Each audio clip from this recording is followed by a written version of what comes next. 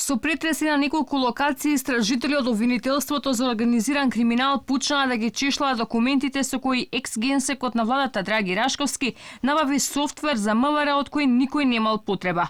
Од обвинителството потврдуваат дека тимови влегле во фирмата Invoca Group, која победи на тендерот за софтвер за сообраќајни прекршоци и во домот на сопственикот на фирмата.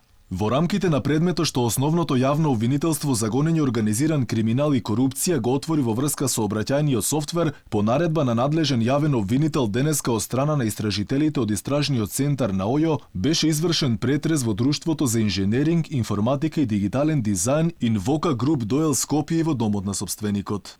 По претресот на истражителите од фирмата биле изнесени 2 врики документи, а неофицијално додека траел претресот Рашковски бил на работа во влада. По објавување на скандалот минатиот месец, Министерството за внатрешни се огради од набавката на софтверот со образложение дека не знаеле оти се планира таква набавка, но и дека полицијата нема потреба од нов софтвер. Заев пак во одбрана на Рашковски, набавката на софтверот била во интерес на институциите.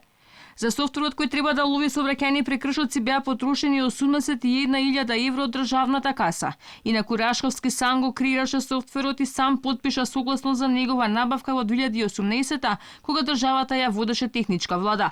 Под притисок на јавноста и антикорупцијска отвори случај за софтверот на Рашковски.